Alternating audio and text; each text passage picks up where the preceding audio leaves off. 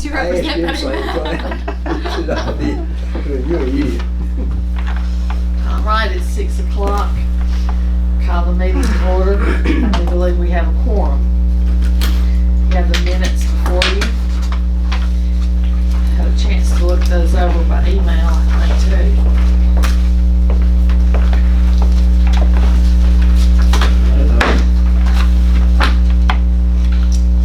Documents of your page. Oh, man. Do we have a motion to approve? So moved. I have a motion to approve. Do I have a second? Second it. I have a motion and a second. All in favor say aye. Any opposition? Minutes are approved. Number 3, public comments. Any public comments? We'll move on to item number 4, our agenda items, subdivision regulations. Dr. Leck? Mark, what is this? This is where we, last month, we had advertised to,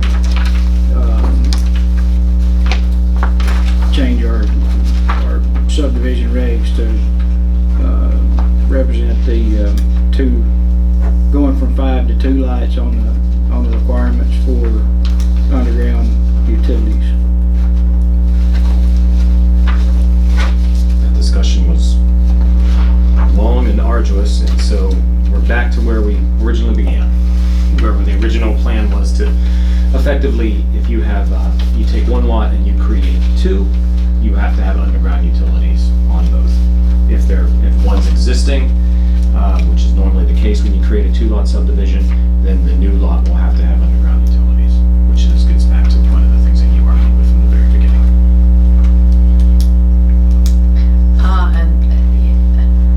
Okay. I could go with that, yeah. But we're saying if there's no lines on the road at all, even if it's a new, There should be no pools in the subdivision. Is that correct? No pools, No Oh. pools. no poles, so, in new subdivisions. Correct. Yeah, in any subdivision of property from here on out, no poles, underground utilities. But on existing areas, just throw up a street, Bell Street, Broadview, wherever. If you're dividing it from 3 acres down to 3 lots, you want all underground utilities. Is that what we're saying? That is what I was saying. that's what we were saying. It would be underground to the house, because it would be, if you're saying Bell Street, there's already a pole in the air, so. Sure. Can we ask a question? Yes. At the end of Broadview, I had to pay Duck River to add poles to the end of the line. Would this be making me, if we did it now, I'd have to go underground down the street from where their pole ended? This wouldn't affect anything that's already been subdivided. Well, I understand That's that, not what but I'm just using that for an example. If I find something else, it's just the same way. It would just apply on your lots that you were developing. It's just from street to house, not down the street. If there's already. But it stopped. The line stopped. I had to pay Duck River to extend. So he's asking, would he have to do a transformer Would I, and run it underground? would this require me having to pay Duck River to go underground down the street, and then I have to go underground from the street to the house both? Typically, the transformer is going to be located on your property, so the lines could be run overhead until it got to your property. Now, unless we made that a distinction in the language, but normally you would place the underground just on your property. However many lots, whether that's 2 or 5 or 10. I would think that the poles on an existing setup like that, the poles would still come up normal like Duck River, and then would underground from the pole in front of the house to underground utilities to the house. I think that would be the. I don't think that's what's brought up. I think what's brought up is from now on, if you divide any land, it's gotta be underground if it's within the city limits, if you're dividing any land. And if you're, you know, if the pole stops here and your land is down here, and you're gonna divide this up, you gotta go underground from point A to point B. You just have to look at this right here to see where the problem divided up in lots anyway, so that wouldn't apply under this rule either, would it? I mean, it was already divided up in individual lots It- before he broke ground on It would building. apply under the new rule because he took 4 of the lots and made them into 5. So once he divided 4 lots further, On those 5, it would have applied, but on the 2 that were separate already, it wouldn't have applied. Well, now, would Correct? that would require him to bore under the road to get electricity to this side of the road? Yes. So that would probably cut out that development altogether? Because of cost? possibly. Have y'all talked to Duck River about any of these costs that this is gonna add on to things? Duck River doesn't bore that cost. Duck River. I know but Duck River knows the cost that they're gonna pass on to people that develop the land.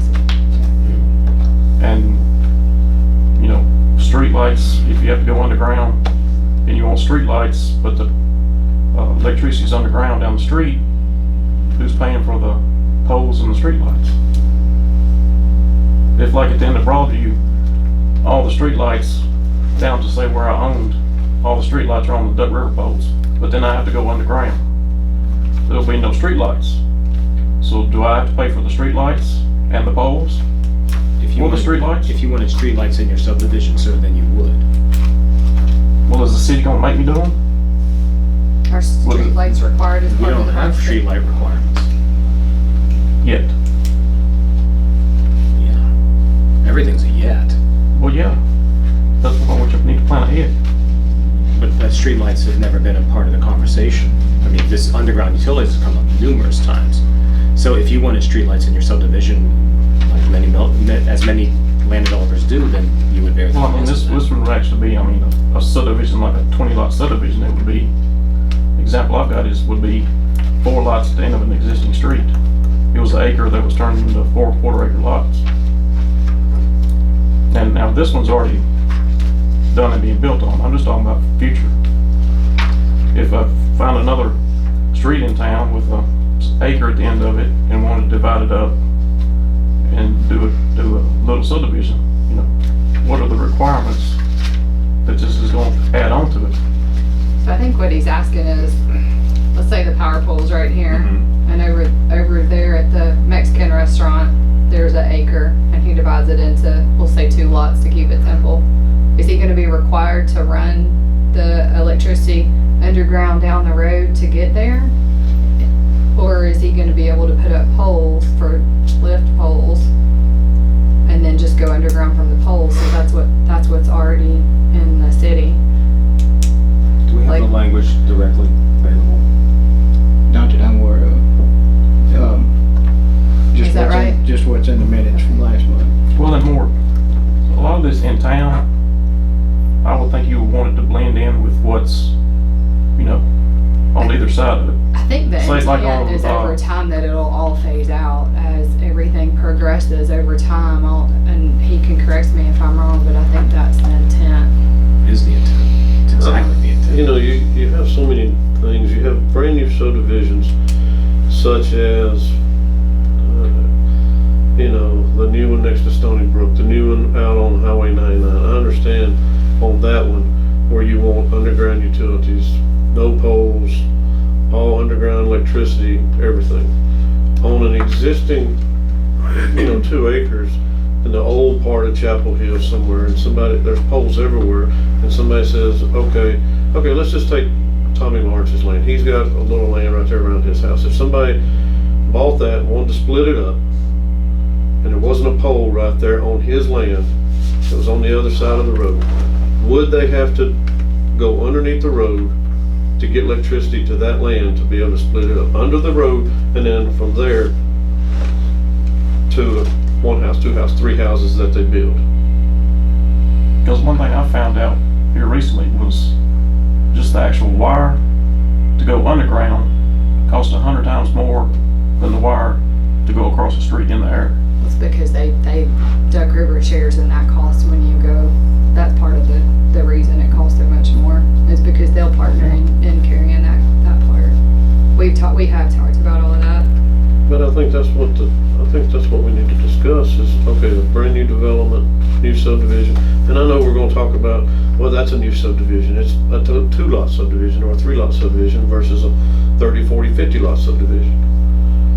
But it doesn't make sense to have everything underground when there's poles all around in the old section, in the older section of Chapel Hill. That's Well, we'll just- talk about Depot Street. You know, Okay. there's some places up through there that could be added. And they're going up through there. But you go across, let's say from where I live, and there's that little farm up there. Someone buys it and starts putting poles. It's not necessarily that there's a few poles. It's like there's a pole for every house. And that really looks pretty bad. I mean, if you look at this one, there's a pole for every single house. And on a half-acre lot, or however much they are, that's a lot of poles. The ordinance language should suggest that there should be no new poles in the subdivision of land. So, let's say you have 5 lots that are being strung, you have one large lot at the end of the road. And then you want to subdivide that into 5 and you meet all the requirements. The pole should not be allowed to extend further than the first lot. You should be able to go down the road until you get to the first one. But that should be it, because if you put up, as you would suggest, you put a pole in the lot, in the front yard, or in the public right of way, which is also in that front yard space of each one, you would have a pole in the subdivision. And I think that would get to exactly what you were saying. That would get around that issue. They should be required to put underground for all those subsequent lots, but take the pole that's already existing and go down to lot 1 and then continue the underground for the other 4. I'm more okay with that versus saying, okay, here's the last pole, and to get to your property, you gotta run it underground from point A to point B. You know, if you run it overhead from point A to point B and then start the houses, you know. I can live with that. I'm more okay. This right here, this was more of a Duck River issue than here. Because Duck River should have served 2 houses per pole, not one pole per house. I've seen that many times where you had a pole, it went off and served 2 houses. Now what they did there with the builder, I don't know. They should have had more discussions with the builder about the pole before they just, I think I've got Put 'em one in the pole ground. servicing 4 houses. huh? I think I've got one pole servicing 4 houses. Yeah. And I think if that would've happened here, we probably wouldn't even be having this discussion. You very rarely ever see 1 pole per house like you do here. Right, that's. Because that's not cost efficient for Duck River. And I just don't see much benefit. I mean, wouldn't have a pole in front of a couple houses. In an existing spot like that, I mean, is the cost you have to pay worth the benefit of not having a pole or 2? What's your opinion on what he said? The way I understand the way he talked, I would still have to go underground after I passed Duck River's first pole. As long as there were no new poles in the subdivision that you created. No, after you got to your land. So what if there's 5 lots before you get to the subdivision that he creates? Like, that nothing's been built on, so you're here, the last pole's here, and you got all of this land in between. So if the pole's here, or the last pole's here, and he's needing to start subdividing down here, As long as there would be no But I- new poles on what he's subdividing. well, but then he'd have to get an easement to put one on the neighbor's property right there then. But what's gonna Right. happen Is is, that what you have to do with Duck River? You have to get them to sign an easement saying that you can set a pole on somebody else's property, is that correct? Oh, yeah, Duck River easement. But you're gonna have to get the easement regardless, whether it's for a pole or whether it's for underground. I don't think the current subregs contemplated the extension of the existing lines to the development. I think it was just dealing with on-site development on those lots. And we may need to be more specific to address extensions of the line. and wait till the next, let him come up with, I think it's definitely better to have clarity than for us to put out a product that's still muddy. but I'm gonna Right. say Yeah. about what you suggested, I know what's happened in the past, and if there's a lot here, and it's coming this way and a lot here, then they're gonna try to get the easement for here, and then they're gonna come back and ask for this one. and then the line's already there. You know, that's the way they play the game. Then they're doing that. And it's just like we see 2 houses here and 2 houses there, and they get around what they have to do. Well, and on my piece of property, I had to pay, I think they put in 2 to 3 poles. But now they took out 1 pole that was there so they could run the new line, because the pole would have fallen in between the 2 new ones. So what would that fall under? I mean, I'm taking away a pole that was further down, adding a pole that was up, and a pole that's further. So it, and the aesthetic value, it seems like all this is for aesthetic value. I mean, the 2 poles down the street, to me, didn't make it look better or worse at all. It just made it blended in with everything that was around it. And I would think that would be what you would want on existing streets. But I mean, I totally understand. If Dean Delk sold his land and somebody went in there to develop it, okay, everything's underground. Now, to get the proper electricity to Dean Delk's land, that could, how we're wording it, all that would have to go underground. No, because there's already on 2 sides, well, every side. Well, you're saying that, but you don't know what strength of whatever kind of wire or whatever has to get to that property. So If the caveat would be no new poles in the new subdivisions of land, then you wouldn't have to worry about that. As long as what you're subdividing doesn't have a new pole in it, which is what we're getting at. And then you would be able to string it along until you got to where the subdivision began, and that would be the end of it. Todd, how would we word that? Well, how you gonna do this now? If somebody says here, like Dean Delk was to do that, he wanted to put a subdivision there, how you gonna put streetlights down them streets? they're expensive. Are they You gonna gotta- just hang them up on the side of the house or what? No, you're gonna have. The there's land developer will put streetlights in, and just like they would with the roads or sidewalks, they would split them up among the cost of the subdivision and put it onto the homes. That'd be fancy metal poles, no wood poles is what would go on. Right. And that would end up being another cost to the developer. is there a big reason why we're trying to get rid of a few poles in the existing part of town? I mean, is there a big push We, to get rid of? the I mean, push wasn't from everybody that's sitting here right now. It came from the board of mayor and aldermen, if I want to speak frankly, and I guess I'll probably be the one thrown up under the bus, but that's where it came from. And Isaac said he got a lot of calls and complaints from the public, and in Marion's absence, he spoke up, and that's why this came to light. When it Because of initially this? came up, I tried to get it to be 10 or 15, and all I could get out of everybody is 5. And so we started with 5, and then when these went out, so there was a misunderstanding about how it happened, and I think there still may be some not clear understanding of all of that from the board of mayor and aldermen. And so that's where all of this came from. So it's not necessarily from us, but it is, part of it is that as we do progress, we do want the city to look nice. Like when you ride through Tusculum and Nashville, or areas, you know, that have grown and haven't regulated, we don't want it to look like that. And I know you're like, well, it's not gonna happen in my lifetime, but somebody has to start making sure that it does look nice.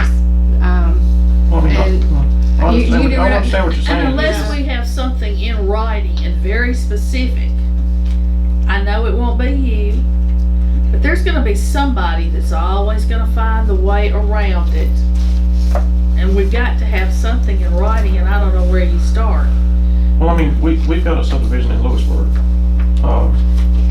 that has got underground utilities from the street to the house. There are poles on the street for electricity and telephone, I think, and maybe Brookside and Joyce.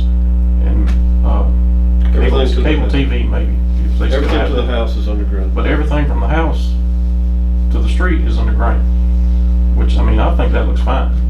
And for, you know, it's one of the nicer subdivisions in Lewisburg, which, It is. take it for what it is. But, like a happy compromise between, you know, everything underground and then, well, you know, am I going down the street with the underground or just from the street to the house? How much money is it gonna cost to do all this? Because even on new subdivisions, we've talked to the engineer about the Bivens land, and I think we had an old plan drawn up for 30 or 40 lots. We've been told, underground utilities and everything, about $50,000 development cost per lot. Their suggestion was increase it up to 104 lots on 26 acres to even be able to break even on getting your money out of lots, which there's not 40 houses up and down Depot Street, and they're suggesting putting 104 on 25 plus acres to even break even on development costs, which is a little different than, you know, existing lots in town. But since this came up, I've been trying to look at some of the dollar amounts we're talking about and some of the practicality of doing it on existing lots. Just, you know, trying to find see what a balance might be. I agree. Because, like I say, on what I developed at the end of Broadview, there's one more pole in that there now than there was before. And that pole services, I think, 4 houses. Going underground, I mean, you've got, what, about a 30-foot wide road maybe? 25-foot wide road? 1-lane road. Water, sewer, and gas are all on the same side in the ditch in places. So, I mean, and when we were developing it, I think John with the water department nicked the gas line. So we're gonna dig all that up and have to put electricity in the ground too. And that, so. Well, I think we need definite, like, it's one of those, if there's something going down the street with poles, I think there should have to be a certain distance between them, which would take care of what happened over here. And one in there, are these in the right of way or are they in the person's yard? The poles over here. Most likely they're within a Duck River utility easement. But I do think if you were going to extend a line, and I see your point in Chapel Hill, and I'm just looking at trying to measure in our yard, they're probably at least I think there's maybe 3 poles in our yard going up Depot Street. And it's 400 feet, so we're saying about 130 feet between each pole. Right? Are they all electric or electric and telephone? I believe they're all electric. Because that was something down there. I mean, I took care of moving some, the electric, but I mean, United Telephone had poles down there too. And I may be stretching it to say that there's 3, but I do think, I don't know what the normal distance is on a pole. And to extend it to, you know, basically, if we've got the new lights now, if you've got 4 houses, you probably wouldn't have 2 poles. You know, but I think we need some kind of clarification before we say what we're going to do, because and some way to keep those people who are going to circumvent what we put in place, because somebody's gonna find a loophole. There wasn't a loophole. Nobody circumvented that, and that's what started all of this. I know there are a couple of others that you think were circumvented, but now all of those are going to be signed at here, right, Mark? So there's not going to be anything done everything comes to the planning administratively, commission. right? So that's taken care of. So there wasn't a loophole on that situation next door. Am I wrong? Technically, Duck River wants to serve as many homes with as few as poles as possible. Well, because it keeps their costs down, Yeah. and they'll give you 1 pole per house is their rule, right? I think that we've got an example of something that doesn't appear to meet the intent of the spirit of what we were trying to do is the ultimate problem. Because we were trying to, you know, keep keep the aesthetics a certain way, and we went a long way toward doing that, taking it down from infinite to 5 lots, you know. I feel like it is. But, you know, lo and behold, it didn't take long for Murphy's Law to kick in, and, you know, something showed up that didn't look like it, There's 7, you know, but there was it fit 2. with the spirit of the intent of the rule. But the intent, but when the board voted on that, they did not understand that there was 2 lots that were going to be subdivided, one into. There wasn't. There was 2. There were, how many lots, Mark, did we start with? 4 We started with, or 5? We started with 5. it started with 6 lots, and he took the last 4 and subdivided those 4 into 5, so the So he 2 didn't on the touch front the other end, 2. the 2 on the front end were existing. So, and we knew all of that day. I didn't, and I don't think the board knew when they voted on But going back to what John was saying, John owns the land that Herb Bivens used to own, correct, John? And if you went to develop that, if I understood you correctly, you want to develop that with electricity, phone overhead, and just run the utilities from the pole to the house underground. Is that right? Oh, well, we hadn't If you decided. don't do it that way, it's not cost of. We hadn't decided what we were going to do with it yet, but this was talking to the engineer and seeing what things would cost. Like I say, most of what I came for was for the existing lots, but All of that was passed. that there was, we talked to the engineer, on 26 acres, putting in roads and, you know, underground utilities and everything, sidewalks, the whole 9 yards. He said for, I think it was 37, 38 lots. He said, you're looking at $50,000 development per lot. He said, his suggestion, I think, was getting it rezoned, maybe doing the PUD or something, and getting it down to a 40-foot wide, I think he said building envelope, which would have made it, I think, 65-foot wide lots, maybe 60 with 7.5 side setbacks, having 104 lots to make the development worth doing for just, you know, single-family residential homes. So you're saying that that's 50 per lot for what your cost is in the land and developing it. And so as a developer, you should be able to double what you have in it, is the rule of thumb, isn't it? Well, it was, and we had thought about doing mixed development, single-family homes, townhomes maybe, or apartments, assisted living, something. But we just had that plat to go off of that I think Herb had drawn up at one time.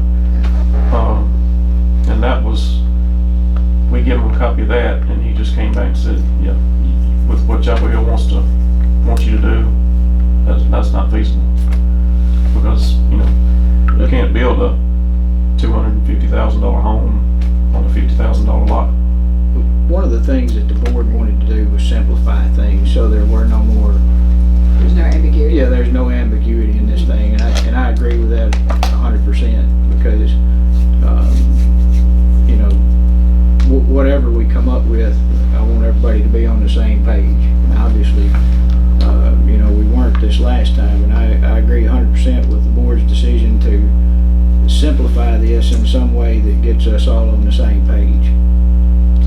And I don't want you to think I'm contrarian or anything. I mean, I've lived here my whole life and I'm not going anywhere. So I want the town to look nice. That's why I try to build a little bit better than, you know, basic 1,000 square foot, 3-bedroom, 2-bath homes. Trying to do a little better than that to make it, you know, put something better there than was before. But, you know, it would seem like you'd have to put a little, you know, get it as nice looking as you can, but put a little common sense to where, you know, in this situation, underground utilities just aren't needed.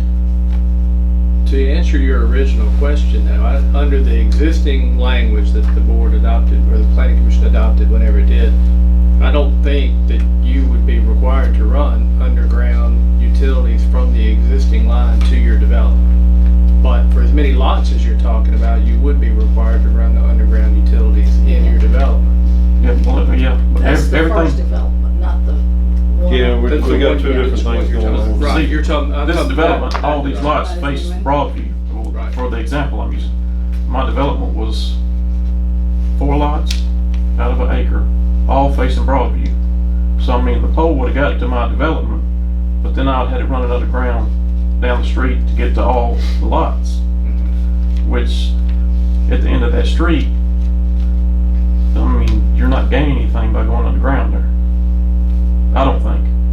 I mean, You just run- especially when I ended up working out with Duck River, one pole servicing 4 houses. So when But you that go, one's already been approved too, hasn't it? So you're not required to go underground there, are you? Yeah, I'm he's just using just that for talking an about example. something in the future that's Okay. similar. Right, okay. But would someone, would a developer, you know,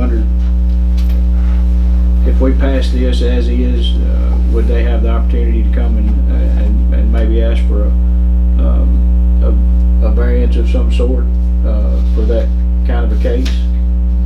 Or would this be something that wouldn't fit for a variance? Well, I think we ought to, if we would anticipate that situation, we should build that language into the subdivision regulation amendment that we're doing.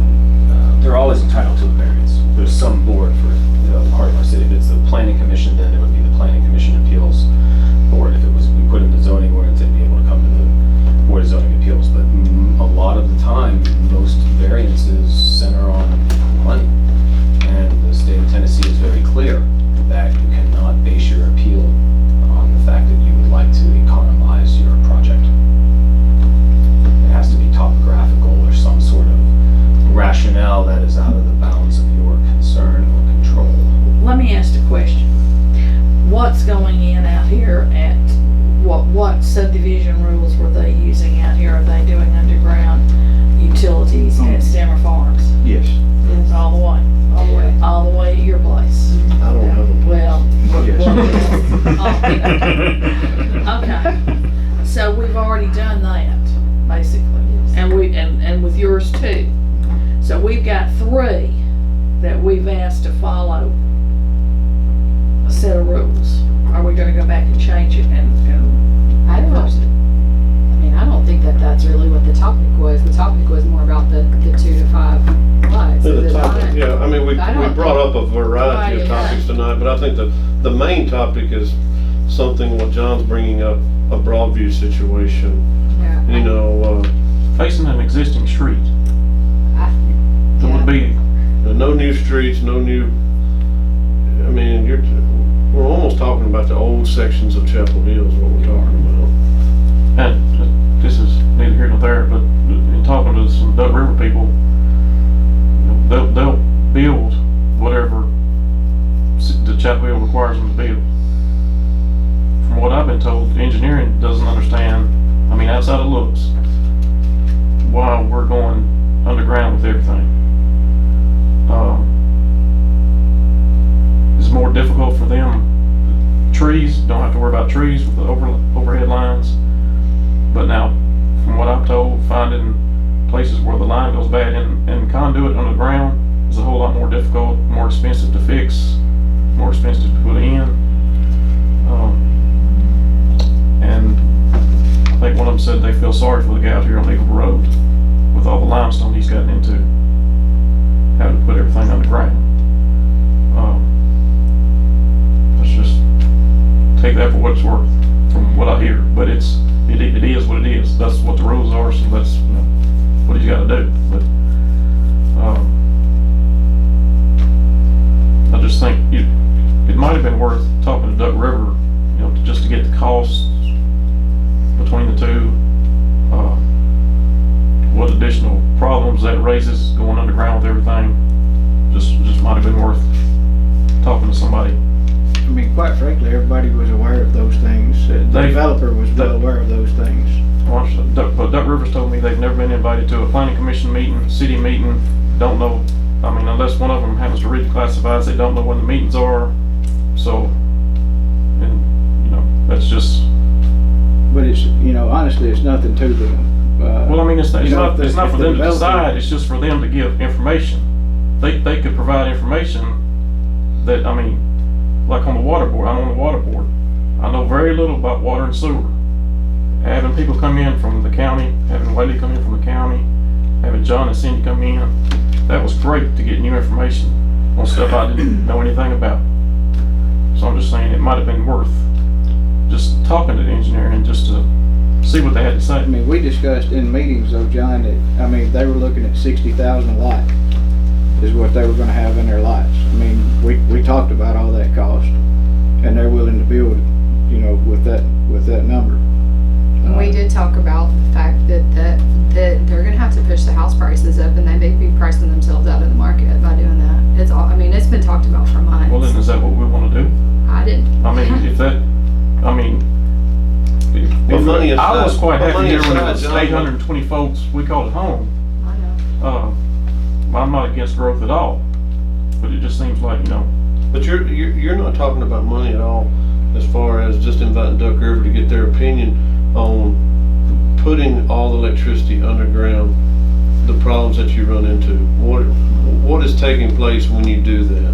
right. I mean, That's what you're bringing everything up. involved. You know, I mean, whether the developer wants 60,000 a lot or a $350,000 home, that's irrelevant. I mean, that's what you're saying, correct? Yeah, I'm just saying, you know, look, more knowledge never hurt anybody.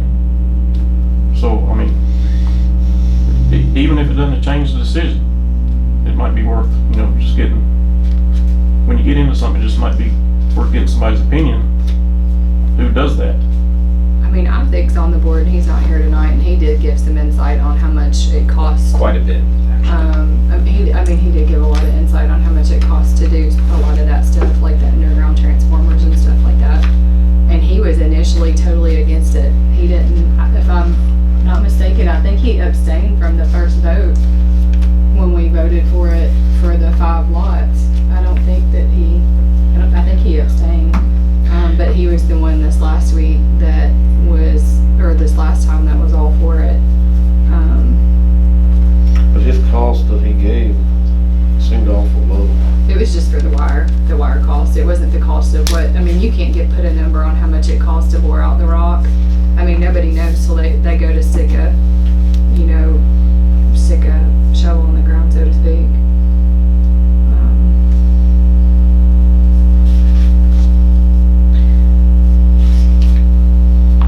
Any more discussion? So what we're gonna do is we're gonna ask Dr. Leck to put something in writing. Is that correct?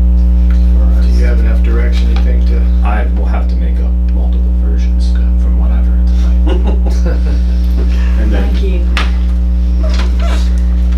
Okay, let's move on to item 4B, PUD and mixed-use zone implementation. Mark? This is for Jeff's property, the one that was annexed this last month. And he now has 3 properties inside the city limits that he wants a recommendation from this body to go to the BOMA on overlaying that with mixed use and PUD. Okay, do we? And I'll pull that property up.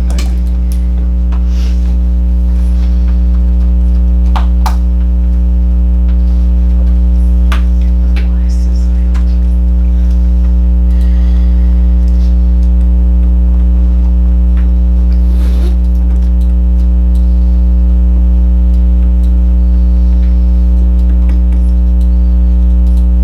You got pretty good at He's good. that. Go right to it. I can't find it that fast. Let's see, it would be this one, which was already in the city limits, and actually this body made a positive request on this one last month, but we decided to do them all at the same time after make sure the annexation went through. But it would be that one, and then this big one to get the PUD and mixed use overlay. So that one, and that one. our recommendation's the same. I recommend that you guys provide the requested classification. Jim, one thought I had looking back over overlay, is there really a need to do a mixed use on top of that, or would it? Well, the PUD is normally for the residential, right, where you would have more flexibility in the number of lots that you can create, and the mixed use is the allowing for residential and commercial, they are different. Well, but our PUD language specifically says that the uses in it will be determined when the zoning is done. So it does allow for other uses. Because I thought about this after the last time we went through that. Of course, you could go with a mixed use zone, but if you're going to ask for a PUD, I don't know that you need a mixed use zone and a PUD. When I look through it, I'm putting myself in the perspective of the land developer. I would want to make sure that I had the opportunity to put in one lot, like a restaurant on the bottom and lofts on the top. Yeah. And if you look at our PUD, that's not clear that you could do that, in my estimation. Okay. I was looking at the section that says allowable uses, the permitted uses within a PUD shall be determined at the time of the zoning. And I read that that again, when you have a plan submitted, that you could, and if you look, at 2.5095, it does specifically allow for mixed use. Those are the open space standards, but it references mixed use within a PUD too. I'm just throwing it out. I don't know that it makes a difference if we do both. I mean, you're gonna have to proceed under one or the other for each lot, but you get a lot of the, when you do a PUD, you submit a plan, you get it approved. I think you could do a mixed use development within a PUD.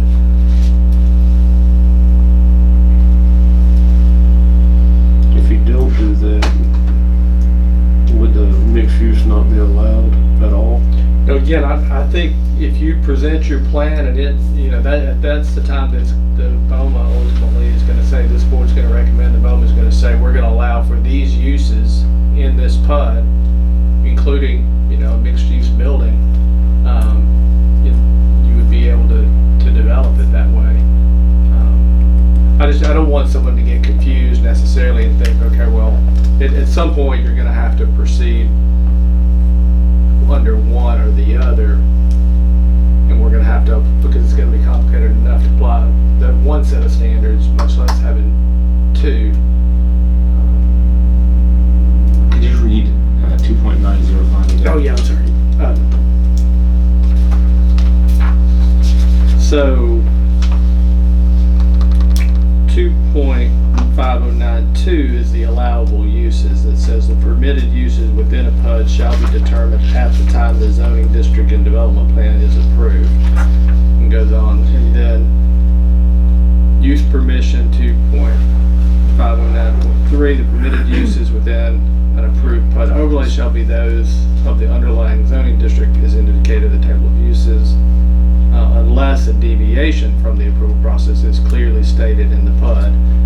And the other one I was referencing is just the open space standards, but in that chart, it specifically talks about residential, mixed use, and non-residential as far as the open space requirements. You're wanting mixed use, right? Right. I guess until you have a plan, and I don't know where you are in the process of developing the plan,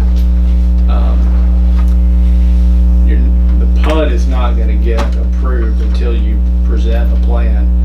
You could ask for a mixed use zone and get that overlay in place and then design a plan around that. But so I guess my thought is, if you would look at both of these, or not just you, but any future developer, look at both of the ordinance and say, okay, this is what I need to do.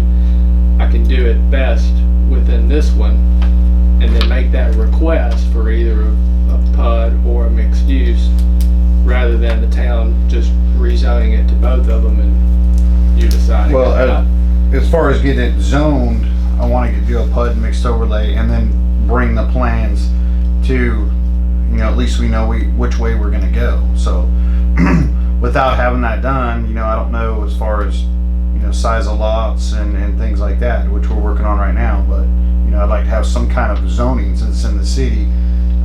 You know, what we're gonna do out there as far as a PUD or mixed use overlay. I need to know, you know, where I'm going. And I think what I would suggest, and y'all can disagree and do what you want, but is that you look at the different ones and you say, okay, I want to go under this one. I want to do mixed use, and so I'm going to request a mixed use rezone for it.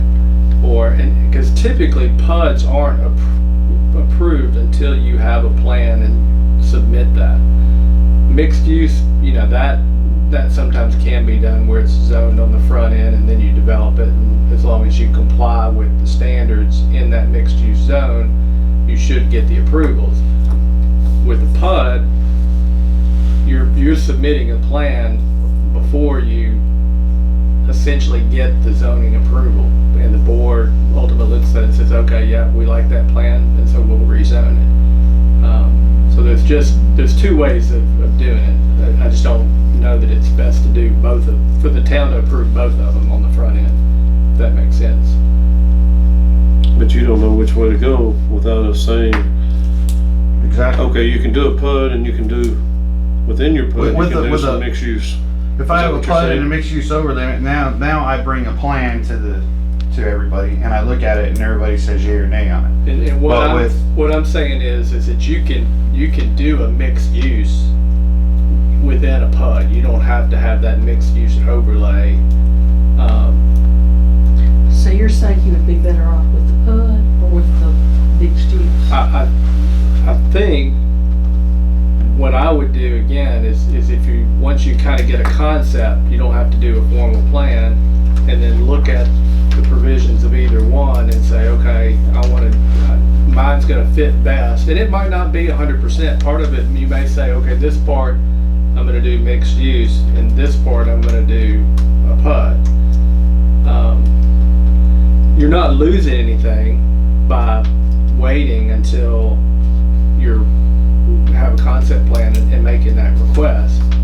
I just think You're basically saying he can do mixed use within the PUD. Yeah. He can go ahead with his plans as he wants to, and then bring it for us and see if it gets Yeah. approved. And this isn't specific to you. This is more of a general principle for you handling these going forward. Is to say if somebody wants to, if a property owner says, okay, I want to do a mixed use development, I've looked at the ordinance, I'm going to go to the board and request a mixed use overlay for my property.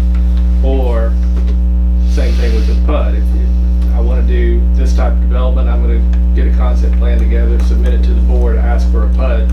So that's normal, especially with PUDs. That's almost always the way it happens. I mean, that planners even refer to that as kind of the ultimate in contract zoning, because the boards aren't actually approving the zoning until they have a plan in front of That's them. pretty much the only time you can do that. Yeah, it's kind of a contradictory to what it says. Well, then what about a residential zoning with the overlay? And then if he decides to do a PUD, Yeah, I mean, we gotta have some kind of zoning out there. it has to zone If Yeah, that's the case, I like to zone it R3 with the overlay. with the overlay. I think that's what I would suggest, because you're right, we do want to put a zoning in place. Until we do that, it's still under the county zoning, so I think So, R3 with although once the you do language that- is there for the PUD in 2.952. I would agree with you. I didn't really see it as you did, but I think you've convinced me. So I would say let's go with R3 and then the overlay. And then if he wants to pursue a PUD, then he can present, and then we can do this process again. Just if we do R3 with an overlay, just to make sure everybody understands, he's entitled to develop just R3 if that's what he wanted to do. So That's the question I was gonna ask. Would he not be just as well off with an R1 with an overlay? Cause he can still come in with his overlay and do basically what you could in R3, but that R1 would be protected in case, something happened to his plan. right, so he would only be able to do R1 if he didn't get an overlay approval. I think that's. I can't think of any reason that he wouldn't get an overlay approval with a good plan. Yeah. And then R1 would be the underlying zone protecting, against, over, Tell me again what low density residential. it was. So that's the real small lots. It's a bigger It's the lot. lot. It's the largest It's lot. Larger Yeah. than the R3, it's a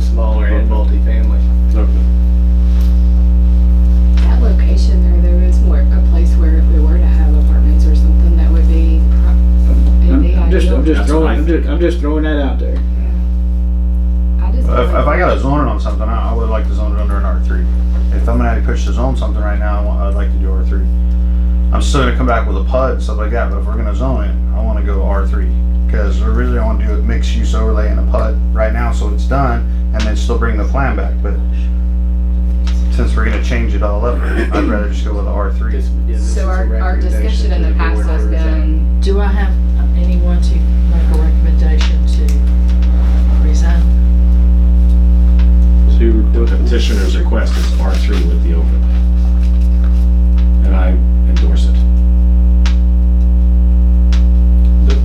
I guess the only thought I'd have is you've got how many acres total, Mark? Do you have to know? It's But 150, I think, or something like that. because and we've got different tracks. I mean, if you know that or if you're looking at a portion that you think will be high density or potentially R3 zone, and you thinking the rest of it would be lower density, you're kind of, if you could bite off a little less, that might be something that. Well, I mean, the whole thing's gonna be at least R3. I mean, that's what we're laying it all out for. I mean, that's what it's for. Just like we were just talking about development costs, that's solid rock over there. We're gonna be blasting, digging. I mean, this is not something, just like John was saying, the cost of development is ridiculous. I mean, we're gonna have to do underground utilities, we're gonna have to do underground everything over there, which I don't have a problem with that, but it's gotta be, kind of a give and take situation over there. That's solid rock. I mean, we already know what we're gonna go through for utilities over there, and we've discussed the water and all that stuff, and the plan of services and all that. So we all know what's in front of us over there. So, I mean, it's gotta be an R3. I'll make that motion. I have a motion, do I have a second? second.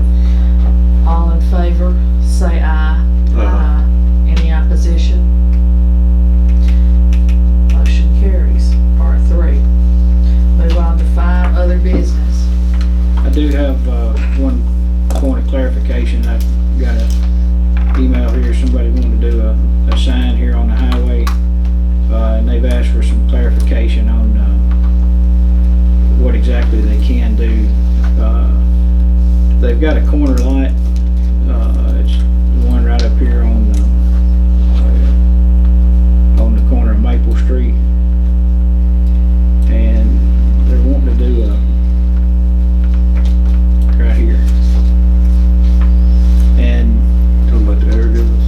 yes, according to our ordinance, and any pending legislation that we have, we've got, it would be allowed to have one sign on both streets up to 25 square feet of signage, I believe is how it reads, if I remember correctly.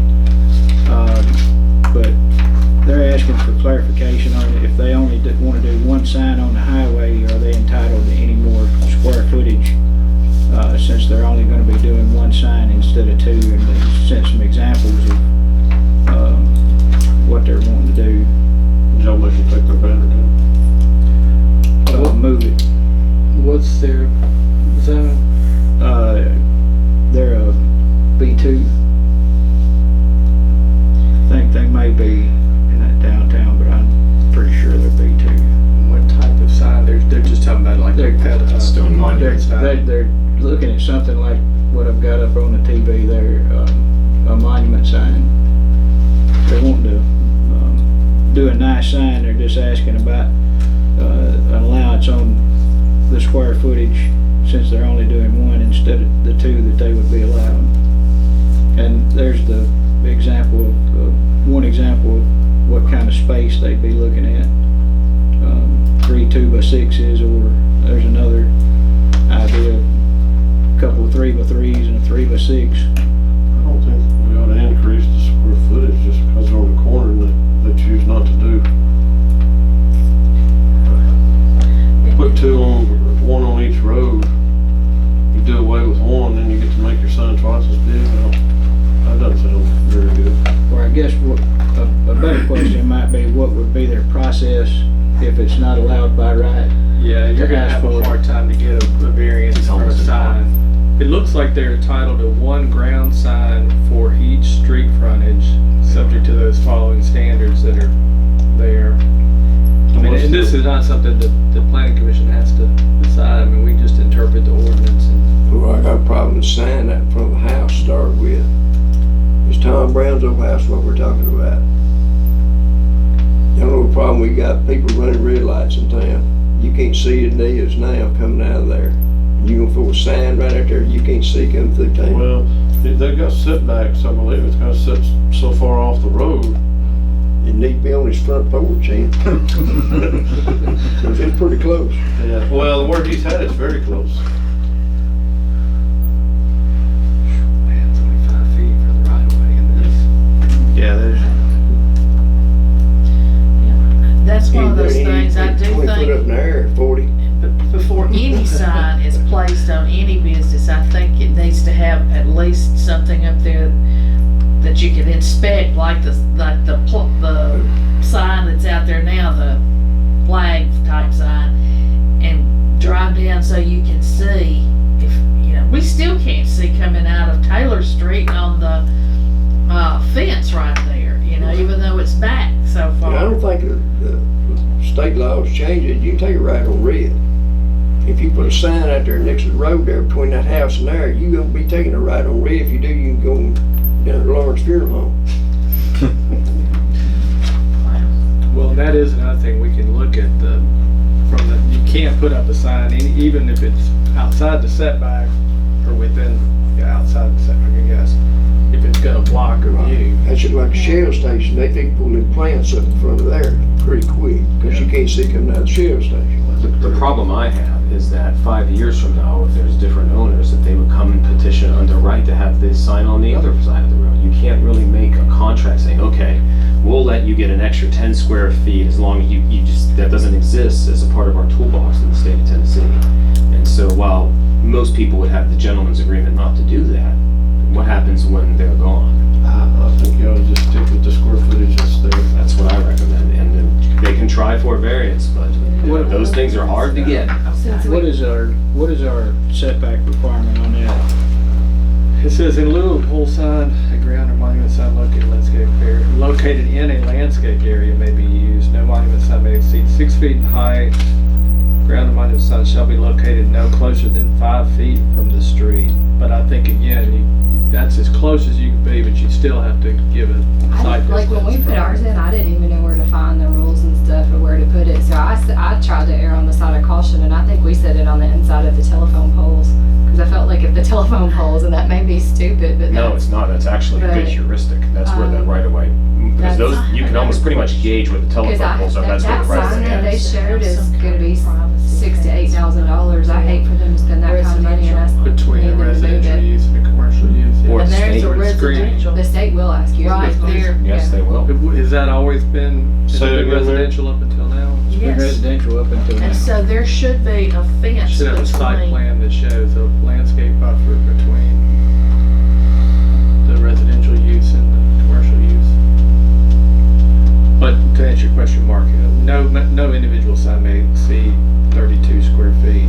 But 5 feet from the edge of the road, I don't know if it starts from the edge of the road, Or did you start from the state right away? State right away. State, it's from the inside state. the state right away. But again, if that doesn't get you back far enough, you still have to come back if you have a site issue. You still have to. But does it say that in there? No, but But it's in the preface of all zoning ordinances that the public safety is one of our primary jobs. Yeah. And so we could easily regulate on that perspective. But I bet if it's from the right of way, he's gonna be back behind the guy. Right. You got a couple of big trees there that he's gonna contend with too, I believe. It's gonna block his view. I think the plan is for that tree to come down. Does that answer your question? It does.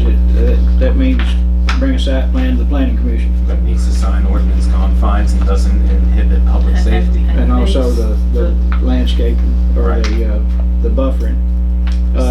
Let me ask this while I'm here on that buffer, because this is a oddly zoned property. Basically, right here where this line is coming from this property here is where the